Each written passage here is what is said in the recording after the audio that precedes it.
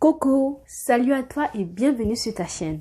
Aujourd'hui, on va parler du travail acharné, des efforts fournis et du résultat formidable qu'on l'obtient à la fin. La question d'aujourd'hui, c'est comment obtenir un maximum de résultats avec un minimum d'efforts. Oui. Peut-être parfois, certaines personnes pensent que travailler dur, c'est la meilleure façon de faire parce qu'on va obtenir un bon résultat. Et si tu travailles pas, tu n'auras pas de bons résultats. Mais est-ce que c'est vrai? Je ne sais pas. Est-ce que c'est faux? Je ne sais pas. Aujourd'hui, je suis là pour vous donner des stratégies qui vous permettra de savoir comment faire pour travailler moins et avoir de bons résultats plus facilement. Je débuterai en disant ceci. Premièrement, il faut travailler de façon efficace, oui. Parce que travailler de façon efficace, c'est la meilleure façon à faire. Mais lorsque tu ne travailles pas de façon efficace, il y a ton désavantage. Parce que quoi?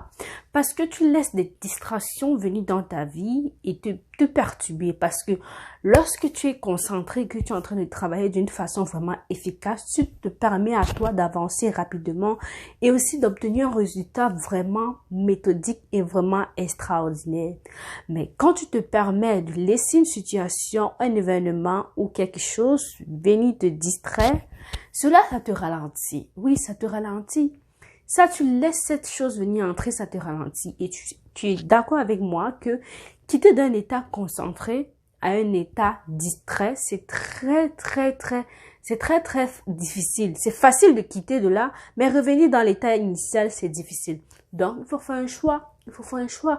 Parce que aussi, parfois aussi, quand nous sommes dans cet état vraiment de distraction, on se plaint beaucoup. Je n'ai pas eu le temps de faire ceci, telle chose s'est passée, je ne savais même pas quoi faire, il est venu me déranger et tout.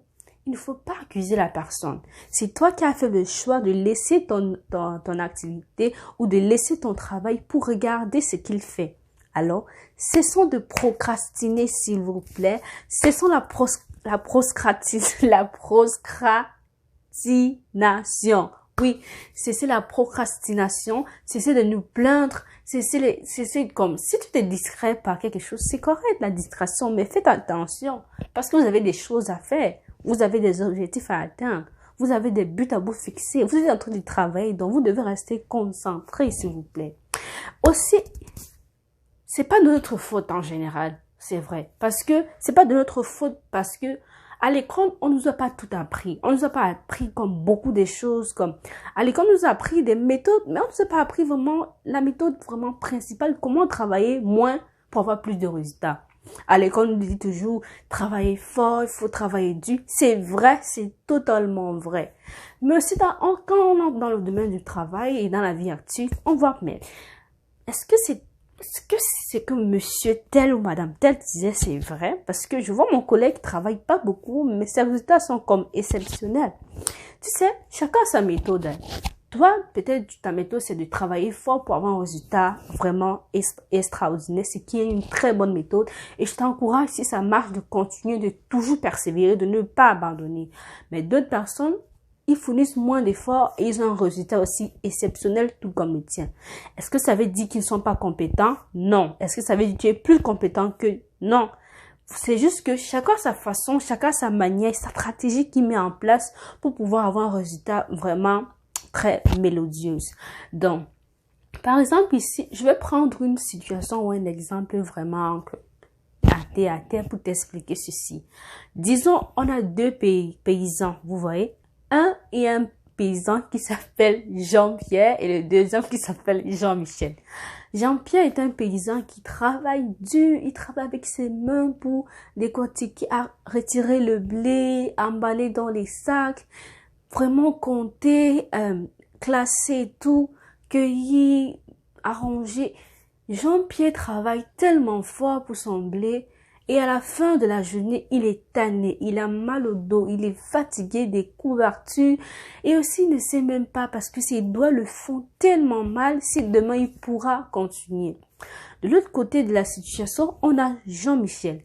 Jean-Michel qui utilise de façon méthodique une vision vraiment claire et aussi il se sert plutôt d'une moissonneuse-batteuse. La moissonneuse-batteuse, c'est cet engin vraiment très efficace qui le permet d'aller rapidement dans sa récolte, dans son projet d'agriculture, de blé et de faire moins d'efforts.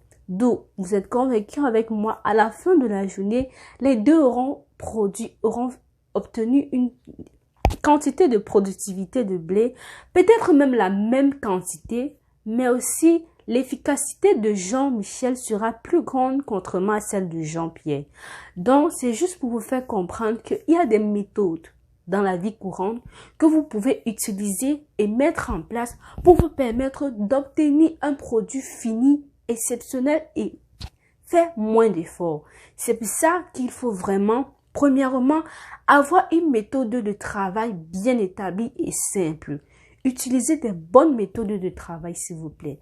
Si ce n'est pas encore fait, essayez de chercher des méthodes qui vous conviennent, qui vous permettra de réduire le mal et d'augmenter le bonheur au sein de votre vie. Alors, trouvez en vous une bonne méthode de travail, ce qui sera votre avantage. Deuxième aussi, les rêves. Oui, pour rêver, il faut rêver grand et rêver très grand parce que le rêve est important pour la réussite de l'homme et pour notre propre vie. Mais aussi, pour avoir des rêves, il faut aussi être réaliste. Parce que tu dois rester réaliste, parce que tu sais que tu dois travailler si tu veux que ton rêve se réalise. Alors, c'est pour ça que si tu dois travailler fort. On dit toujours cela. Travaille très fort, mon fils, pour pouvoir réussir demain, car la vie est un combat. Mais aussi, aujourd'hui, je te demande personnellement d'essayer de chercher des stratégies gagnantes, des méthodes simples que tu mettras en place pour te permettre de fournir moins d'efforts et de rester en santé. De ne pas avoir très mal au dos, un peu comme Jean-Michel, mais d'utiliser la moissonneuse-batteuse un peu comme ne pas avoir mal au dos comme Jean-Pierre et d'utiliser la moissonneuse-batteuse comme Jean-Michel, mais arriver toujours au même résultat. Alors, utilise une méthode de travail, une très bonne méthode de travail simple et radicale.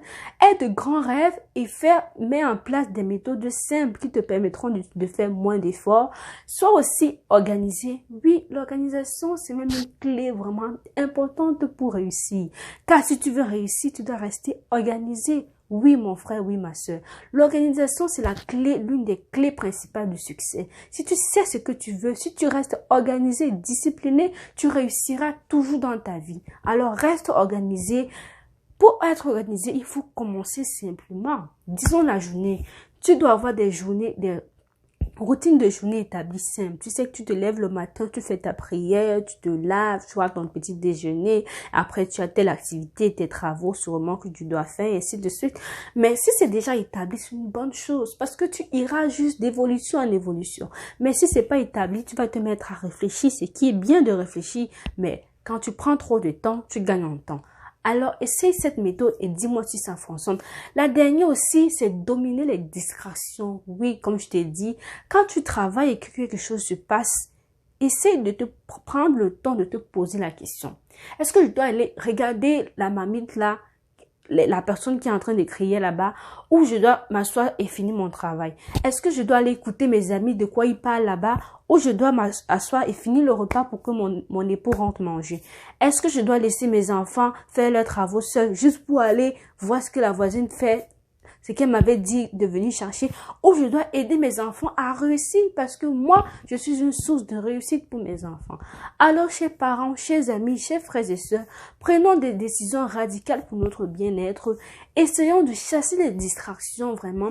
Essayons de mettre en place des méthodes gagnantes de travail qui nous permettront de réduire les efforts que nous faisons et de réaliser vraiment un produit fini magnifique. Aussi, rêvons grand et travaillons bien. Ayons un plan d'action établi, clair et simple qui nous permettront de comprendre. Et aussi, entourons-nous de bonnes personnes. Car quand tu es entouré de bonnes personnes, ta réussite sera toujours un avantage, toujours une fleur florissante et tu seras toujours une clé de réussite pour tous ceux qui te rencontreront. Ici, c'était Georgette. Je te dis merci d'être resté jusqu'à la fin. Clique sur la cloche de notification si ce n'est pas déjà fait. Partage autour de toi. Si tu connais des personnes qui travaillent fort, tellement fort et qui ont mal sans arrêt, car cette vidéo peut leur donner des stratégies qui peuvent réduire ce mal et utiliser d'autres méthodes gagnantes pour soulager le mal. Je te souhaite de passer une très belle soirée et je te dis à très bientôt pour la prochaine vidéo. Clique, partage et n'oublie pas, tu es spécial.